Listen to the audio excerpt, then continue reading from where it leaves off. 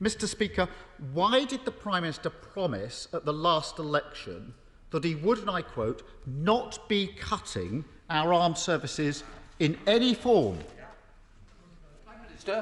Mr. Speaker, that was because what we were going to do was actually increase spending on our armed services by the biggest amount since the Cold War, £24 billion, modernising our armed forces, keeping with no redundancies, Mr. Speaker, keeping our army at 100,000 if you include the reserves. And I must say, I take it slightly amiss from the right honourable gentleman when he stood on a manifesto to elect a man who wanted to pull this country out of NATO, Mr. Speaker.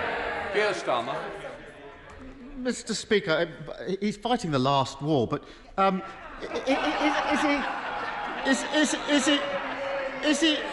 He said before the last election, Prime Minister, all very well looking up, we will not be cutting our armed services in any form. What did he do this week? He cut the British Army by 10,000, he cut the number of tanks, he cut the number of planes for our RAF, and he cut the number of ships for the Royal Navy. I say he, the Prime Minister didn't have the courage actually to come to the House himself to say what he was doing.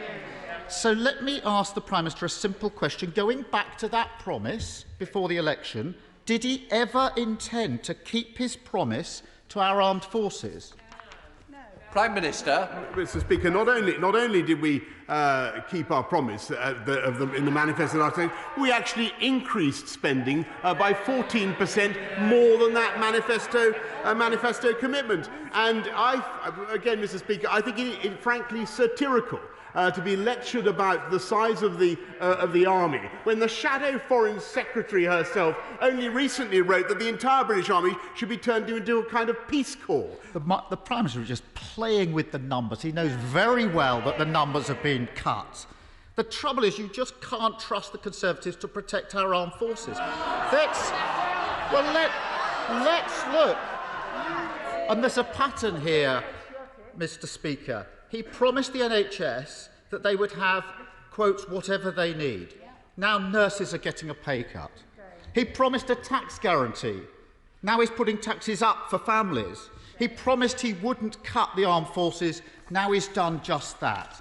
So if the Prime Minister is so proud of what he's doing, so determined to push ahead, why doesn't he at least have the courage to put this cut in the armed forces to a vote in this House?